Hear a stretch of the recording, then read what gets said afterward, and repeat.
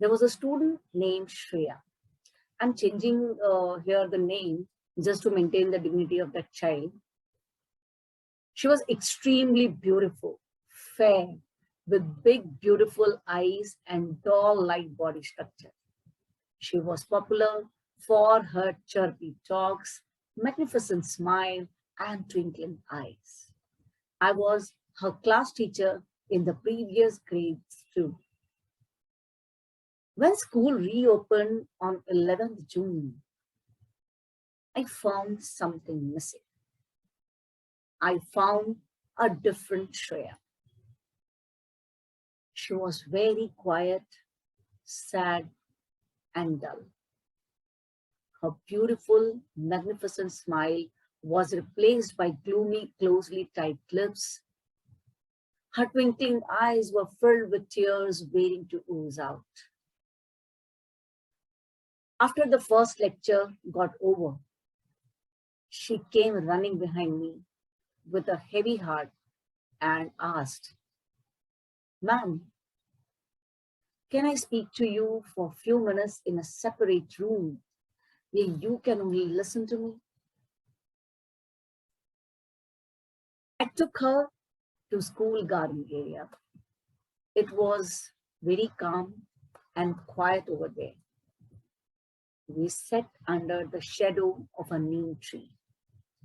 I looked deep into her inquisitive, sad eyes. What she told after that shook me from the deepest of my soul. She was sexually abused by her maternal uncle. She was so much terrified that she could not speak to her mother, as her uncle threatened her that if she does so, her mother will put her to an orphanage. I consoled her and made her understand that she must talk to her mother and then she will definitely support her. This incident made me think about the helplessness of a child. Why Shreya was so much scared to talk to her mother?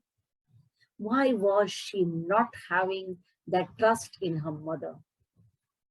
Why couldn't she react on her uncle's offensive behavior? How many Shreyas must be there could not speak to their parents about such abusive acts done by their relatives or the caregivers? How far your child is safe at home with your servant or with your relative or at your neighborhood or under the caring of your close friends? Friends, I'm Abha Jadhav, and today I'm here to draw your attention to how can parents create an awareness in their children about child abuse, their signs, and the immediate safety measures. What is child abuse? It is when a harmful act is attempted to a child by someone who is nearby the child as a caretaker. It is a global issue with no boundaries. Since ancient times, children are becoming the victim of abusive behavior at their own home, schools, daycare centers, or sometimes in school buses or school vans.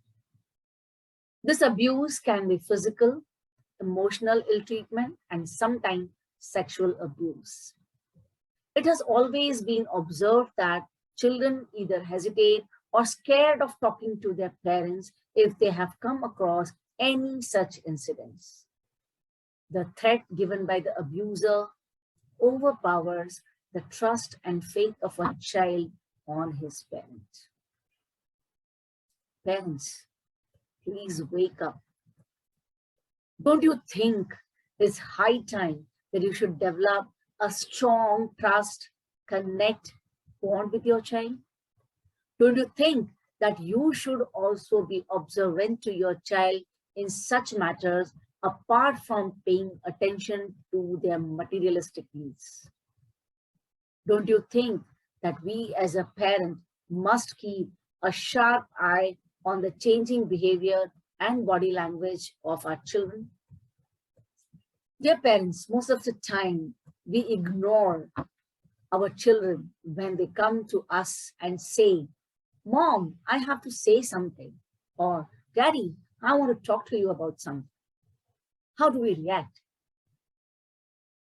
I know most of you must be having the same answer. You must be saying, better not now, come after some time, come after a few minutes. You parents, we parents are generally so much engrossed in our own work that we ask child to come after some time, or will say, why are you irritating me? This is the one big mistake we do, dear parents. Whenever your child comes to you with such a request, leave everything you are doing and listen to what your child wants to say. Maybe he or she wants to talk about an abusive behavior or act she has suffered from. Look into your child's eye. Observe the voice tone. Watch out the body language. Is your child look scared, gloomy, with tearful eyes and shivering body with some pain in private parts? If you find out such signals, the very first thing you will do is give a warm, cozy hug to your child instead of screaming and scolding at your child. This will give your child a sense of security and relief, and also it will make your child confident enough to pour her or his heart to you. Why I am using his and her both genders over here? Because the child abuse is not only restricted to only girls now. It happens with the boy child also. So whether it is girl or a boy child, it is equally important to be attentive about their behaviors, their body language, and what they are saying. Find out how did that incident took place. Was it in your absence when you were not at home? Did it happen in school? Did the incidents took place in school bus, school van, or when your child went out at someone's place? Is your child continuously complaining about pain in private body parts? Is your child finds herself or himself uncomfortable in the presence of some particular person? Is your child making excuses for going to school or any of your activity classes? That too very frequently. Be alert. In most of the incidences, it's the caregiver, a relative, or a close friend, or sometimes the tuition teachers who is the culprit behind most of such cases who attempt abusive act with your child. I know you parents can't be present everywhere, or you can't become helicopter parents following children everywhere. So what to do? First of all, make up your mind with a positive thought that you are going to develop a strong bonding with your child. Be observant. Keep an eye on the routine behavior of your child so that when something is different, you can smell it immediately. Try to create a trustworthy relation with your child so that your child can share each and every activity and speak to you about everything they feel about anyone or they meet someone during the day.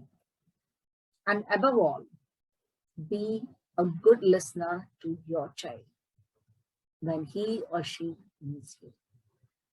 Make sure you spend at least an hour or 30 minutes with your child daily. Mind well, only you and your child, no other person. Keep talking to your child on daily basis and keep asking them about the people your child interacts during the day. Do ask if some particular person's behavior was little objectionable or did anyone's touch made your child feel uncomfortable. Teach your child about the difference between good touch and bad touch. And start this from the very early age. Let your children know that their private parts are not meant to be touched by anyone, especially when they are taken to some aloof corner or in a separate room. Ask your child not to take any kind of eatables from strangers as well as relatives when you are not there. Train your child with some prompt answers if someone, maybe your very close relative, your neighbor or friend, ask your child to come with them somewhere. God forbid, if they find themselves in such situation, train them to scream loudly, "Don't touch me," and to run away from that place immediately. Let me share one more incident here. It was 1977 when I was 5 years old and went out with my mother to meet one of her friends. On the way, while going in an auto rickshaw, my mother thought of picking up her dresses from her tailor. So she left me in the auto, saying that she will come in 5 minutes, and went into the shop to take her dresses. After 2-3 minutes, the auto wala bhaiya picked me up to his seat and took me on his lap and started cuddling and giggling with me. He gave me a chocolate and was talking very sweet. After a minute, I found his touch uncomfortable and strange. His hand movements were making me uncomfortable. I got scared and ran out from the auto and went straight away to the shop to my mom, who was just leaving the shop. By the time I could say anything, the rickshaw driver ran from there, and I was unable to explain to my mom about what has happened to me. I could not speak. My throat was choked as I was scared and unaware of the good touch and bad touch. But the uncomfortable feeling made me alert, and God gave me courage to run from there. My mother never knew about this. Why? Because I never got that comfort level to talk to my mom during those times. But today's children are very smart, brave, and outspoken. And if they are trained on good touch and bad touch, they will react immediately if something abusive happens to them. But for that, we as a parent have to take initiative and come closer to our children. If you find that your child has been abused by someone, you can file an FIR and drag that person to court under POCSO. That's Prevention of Child Sexual Offense Act 2012, which is made to prevent children from such abuse. Doesn't matter if it has taken place with a girl or even a boy, which gives enough lessons to such culprits. But if we remain alert, prepare our children from the very earliest age, and create that awareness about what is child abuse in the simple language, like good touch, bad touch, or feeling comfortable or uncomfortable when someone touches them, then this could stop your child to become the victim of such abuse. Believe me, one such step would create enough confidence in your child, and you will find your child secured and safe as you have created that faith, trust, and belief through your bonding with your child. And then your parenting will surely become effective and graceful. Thank you.